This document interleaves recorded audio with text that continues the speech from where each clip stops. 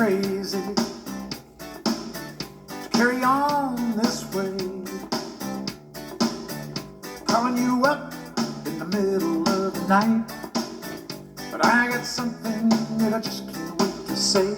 I got two good reasons I've been thinking of, two good reasons why we should be in love. Come on, baby.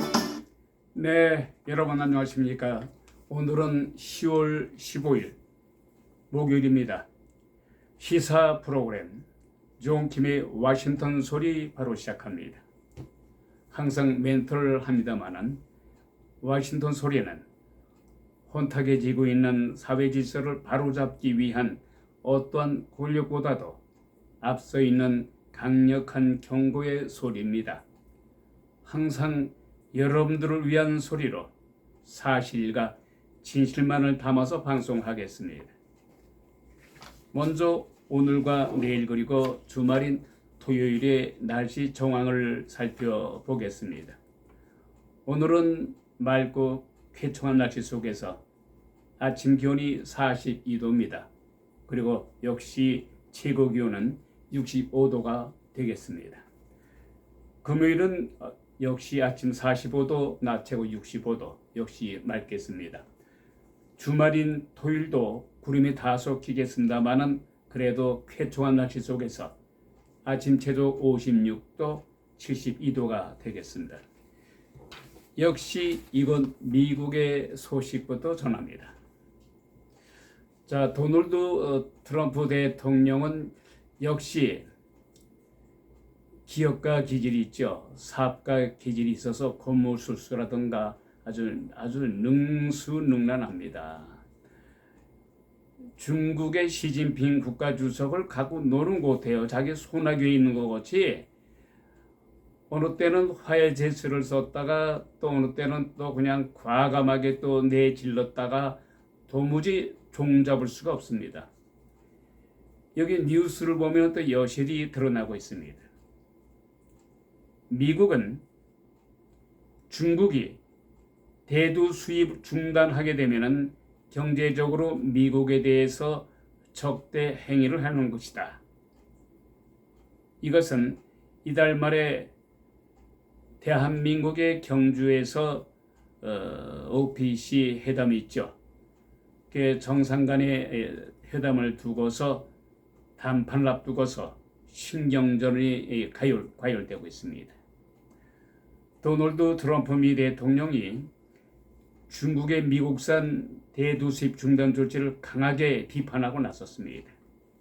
그러면서 미국산 대두 수입을 중단하게 되면은 우리는 보복을 감행할 것이다 이렇게 말했습니다.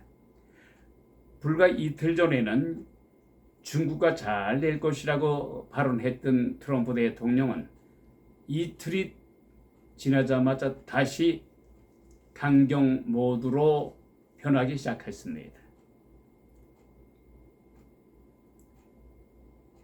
이달 말에 시진핑 중국 국가주석과 무역 담판을 앞두고서 협상력을 높이기 위한 팽팽한 신경전이 한층 가열되고 있다는 소식입니다. 트럼프 대통령은 어제 자신이 만든 사회관계 서비스 트루스 쇼설에 중국이 의도적으로 우리의 대도를 사지하는 것은 우리 미국의 농가를 어렵게 만드는 것이라고 질타했습니다. 이에 대해서 보복 조치로 식용유 그리고 기타 교육 품목과 관련된 중국과의 사업을 중단할 것이라고 엄포도 놓고 있습니다. 트럼프 대통령 이어서 우리는 식용유를 우리 스스로 자립할 수 있으며 손쉽게 생산할 수 있다며 중국으로부터 이것을 구입할 필요가 없다고 강조했습니다. 그런데 앞서서 중국이 미국을 겨냥해서 히토류 수출 통제 조치를 시행하자 트럼프 대통령은 지난 10일 중국산 제품에 대해서 100%의 추가 관세를 11월부터 부과하겠다고 즉각 맞불을 놓은 바 있습니다.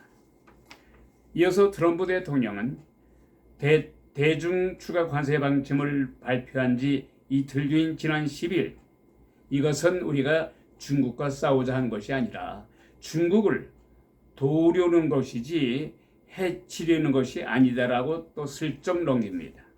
이런 유화적인 메시지를 냈습니다마는 다시 하루가 지나자마자 강경 발언으로 가고 있습니다. 이것은 미국의 핵심 지지층이 농부거든요. 농민들의 불만을 달래는 동시에 중국의 시 주석과 회담에서 협상력을 높이려는 전략적인 행보로 풀이가 되는 것입니다. 자, 다음은 역시 우리 대한민국의 고국으로 갑니다. 지금 대한민국에서는 국정감사가 연 이틀째 열리고 있습니다. 첫날에는 상권 분립의 그 법원의 수장, 대법원장을 출석시켜서 이 추미애 법사위원장 주도로 그야말로 이속도 불안채, 말하면은 대법원장이 국정감사에 출석하게 되면은 관례대로 인사만 나누고 그냥 퇴장합니다. 이석하는 겁니다. 그것이 관례예요. 그런데 추미애 법사위원장이 못 나가게 했어요. 90분 동안. 말하자면 이건 부금이 아니고 구금을 해요. 그리고 질타합니다. 언감생신 대법원장에게 그렇게 모욕주기 언사라든가, 네? 말하자면은 이재명 대통령이 공직선거법 위반 혐의 3심에서 파기환송되지 않았습니까? 그 파기환송을 가지고 왜 이렇게 빨리 파기환송했느냐? 그것을 몇 개월이 지나지 않았습니까? 이미 이재명 씨는 대통령에 당선됐잖아요. 험에도 불구하고 대선 개입을 했다. 한독수와 만나지 않았느냐. 또 윤석열 대통령과의 내란에 가담하지 않았느냐. 말도 안 되는 찌라시 소설을 쓰고 있어요. 그럼에도 불구하고 대법원장은 침착하게 차근차근 한마디 한마디 나는 아무 죄도 없고 한독수 총리와도 만난 사실도 없다고 강하게 부인을 했습니다. 그런데 내일인가 하루 이틀 후에 말이죠. 이 추미애 법사위원장을 위시로 해서 몇 명이 대법원을 또 쳐들어가서 담판을 치려고 한답니다. 그러나 대법원장인 조희대 씨는 거기에는 불참할 것이라고 말했습니다.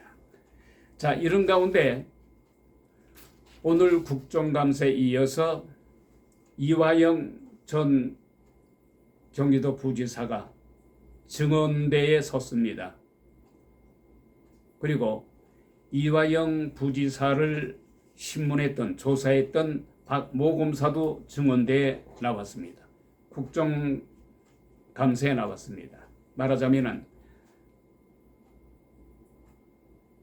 경기도 지사였던 이재명 대통령을 위해서 800만 달러를 북한에 불법으로 송금한 사실이에요. 그 재판으로 인해서 이화영 씨는 지금 감옥에 있습니다.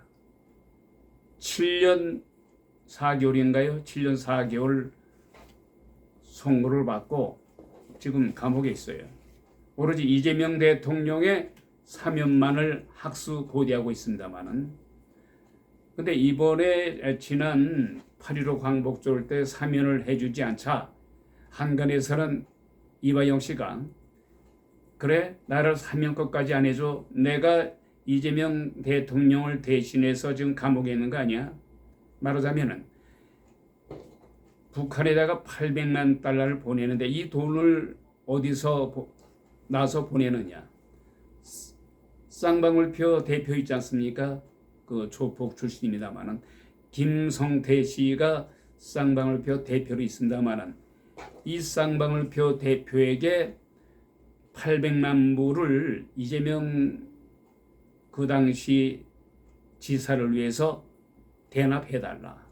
그래서 쌍방울표의 그 김성태 씨는 800만 달러를 이재명 지사를 위해서 대납해주면은 북한에 보내주면은 뭔가 인센티브가 있을 거 아니냐 이거죠.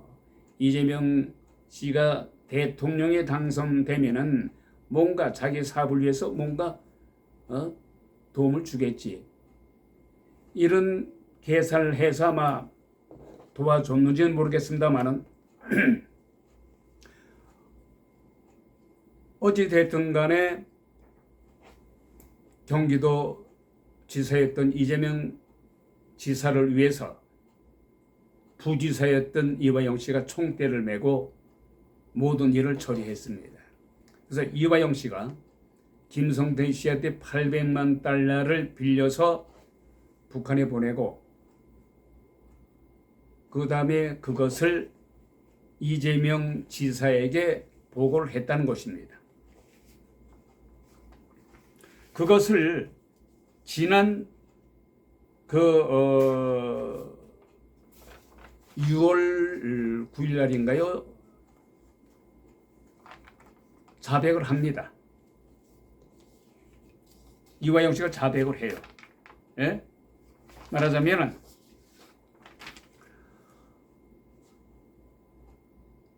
내가 이재명 지사를 위해서 북한에다가 800만 달러를 보냈는데 김성태 씨가 도와줬다. 이것을 보고합니다. 그런데 갑자기 말을 바꿉니다. 자신이 자백한 것은 허위 자백이며 검찰 측으로부터 술 파티를 대접받고 자신은 회를 당했다. 이것이 이화영의 지금까지 주장해왔던 하나의 궤변이죠. 이미 판결이 났잖아요. 그래서 감옥에 있지 않습니까? 국정감사에 나온 이화영은 계속해서 술파티를 열어서 자기를 위해서 술파티를 여는 바람에 자기가 거기에 회를 당했다. 그래서 허위 자백했단 말이야. 이렇게 얘기를 하고 있는데 마침 이화영을 신문했던 조사했던 박 검사가 현재는 어느 학교의 교수로 있습니다만은 이 박 검사는 말도 되지 않는다. 어떻게 감옥에 있는 이화영에게 교도관들이 그 참 많은데 교도관들이 내서 어떻게 술 파티를 여느냐 말이야. 말도 안 되는 소리하고 강력하게 부인했죠. 그런데 어제 그 국정감사에서 나타난 모든 정황들을 살펴보게 되면은 여기에도 이재명 대통령의 집사이며 최측근인 전 총무비서관이며 현재 대통령 제1부속실에 근무하는 김현지 씨가 개입되고 있는 정황이 드러나고 있습니다. 즉, 지난 2023년 6월 12일 이화영 변호인 솔주환 씨의 갑작스러운 사임이 있었습니다. 솔주환 씨는 현재 민주당 소속으로 좌파 쪽의 변호사입니다만은 가끔 방송에 나와서 그 좌파 패널로 나와서 그 얘기를 합니다만은 뭐 좌파도 우파도를 떠나서 아주 정확하게 사실 있는 대로 얘기하는 사람이에요. 대체적으로 합리적인 그런 변호사로 알려졌습니다만은 어쨌든 간에 2023년 6월 10일 이화영 변호사였던 솔주환 씨가 갑작스럽게 사임을 합니다. 알고 보니까 왜 사임을 왜 했느냐 갑작스럽게 김현지 씨로부터 5통의 전화를 받았다고 합니다. 근데 질타를 받았다고 그래요. 질타를 받고, 그러니까 말하면은 어째 이화영 씨를 위해서 변호한다는 게 검찰 측에 더 유리하게 변호를 해주느냐, 뭐 이런 걸로 해서 질타를 받았다고 합니다만은, 그러나 서울중앙 씨는 뭐 질타까지라고는 말할 수 없습니다만은 여하튼간에 5번의 전화를 받고 자기가 이화영 씨를 위해서 변호사 일을 그만둬야 되겠다 이렇게 결심을 했다는 거예요. 그게 사임을 합니다. 근데 여기에 문제가 있는 것은 김현지 씨가 이 당시는 보좌관에서 보좌관, 예? 보좌관 신문으로 어떻게, 예? 변호사한테 이러쿵저러쿵 지시를 내리면서 사임을 하게끔 압력을 가하냐 이거죠. 이처럼 설주환 변호사는 민주당 소속의 좌파적 변호사임에도 불구하고 사실 그대로 증언하고 있는 것입니다. 또한 이 당시 이화영 씨를 조사했던 박 검사는 설주환 씨의 사임은 김현지 씨로부터 질책을 받고 그만두라고 했다는 것입니다. 만약에 이것이 사실이라면 김현지 씨의 그동안 배려에 쌓여졌던 모든 것들이 서서히 나타날 조짐으로 이재명 대통령한테는 큰 악재가 될 수가 있습니다. 이처럼 김현지 씨의 개입 정황이 여실히 드러나고 있는 정황이 민주당 소속의 설주환 변호사의 증언에서 드러나고 있는 것입니다. 즉 이재명 대통령의 사법 리스크 12가지 의혹이 있죠. 불법 대북 송금 등 대장동, 백현동 여러 가지가 있지 않습니까? 이 모든 형사 사건 등을 김현지 씨가 컨트롤하고 있다는 거예요. 근데 이것은 설주환 씨뿐이 증언이 아니고 다른 변호사들도 다 같은 얘기를 하고 있으며 같은 생각을 하고 있다는 것입니다. 어찌되었든 간에 이런 모든 것들이 해소되기 위해서는 뒤에 숨지 말고 당당히 국정감사에 김현지 씨가 출석해야 돼요. 그래야만이 모든 의혹들이 해소가 될 겁니다. 국민들도 그거를 바랄 겁니다.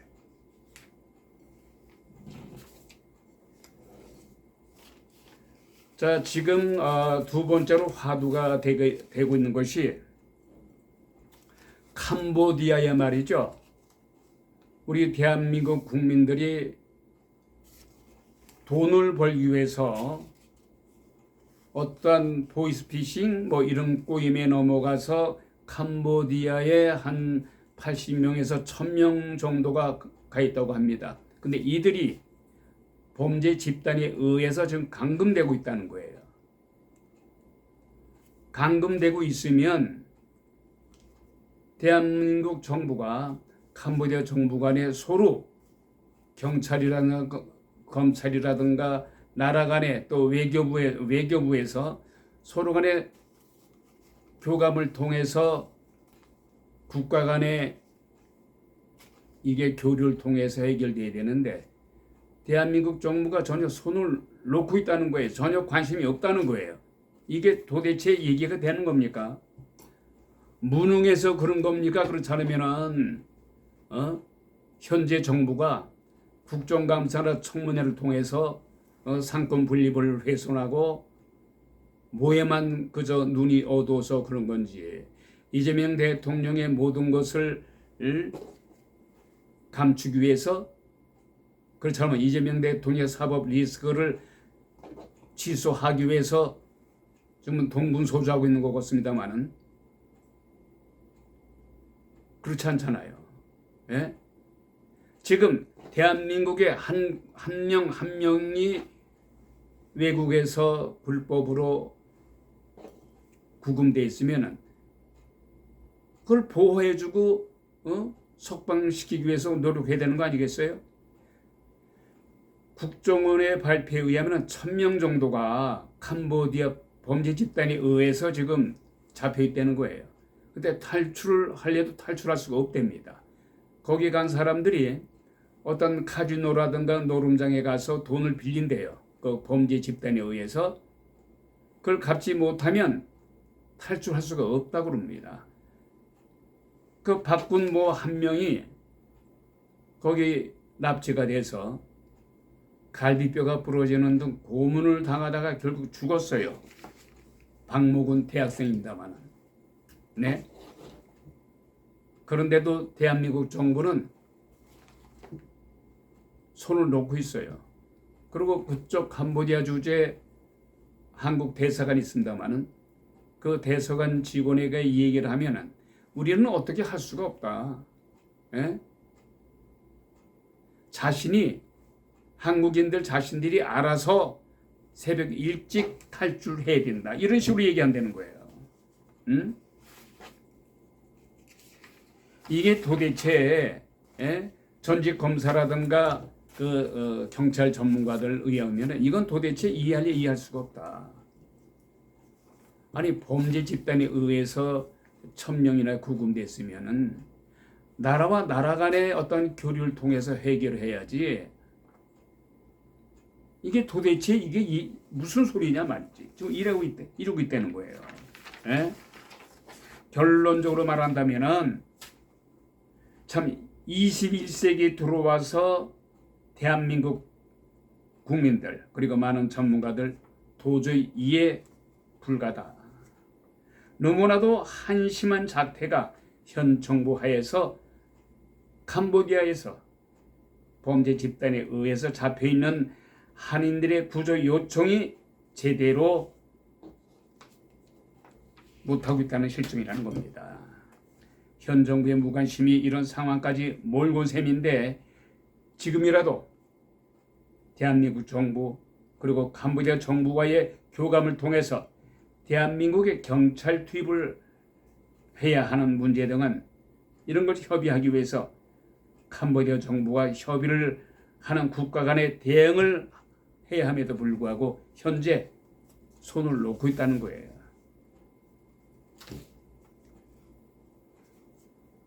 캄보디아 정부와의 빨리 교류를 해서 해결해야 될 것입니다. 이런 가운데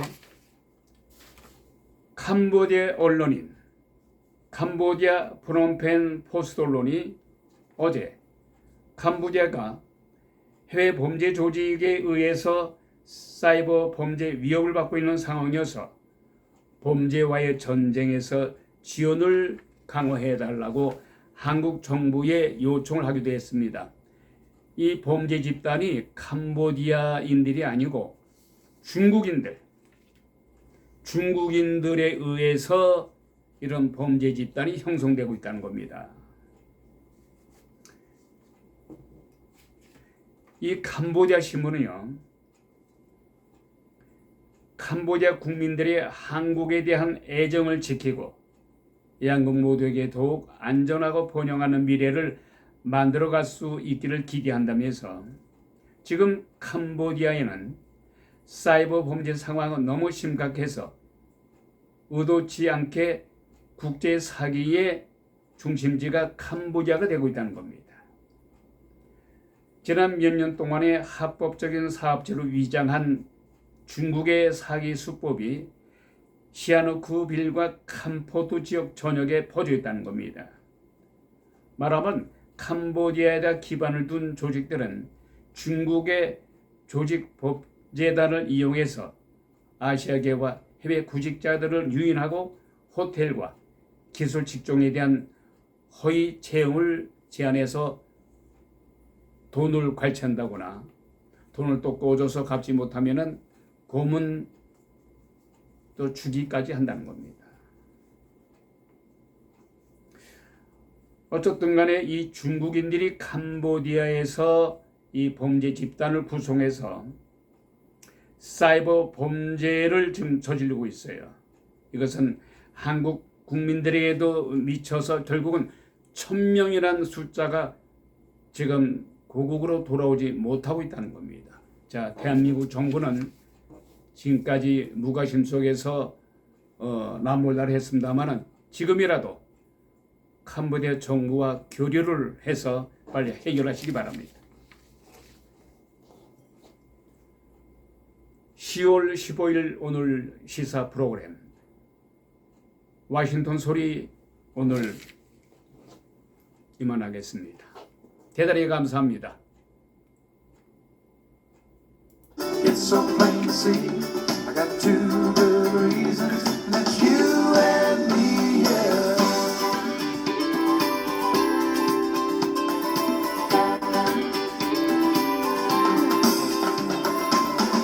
You might think I'm desperate,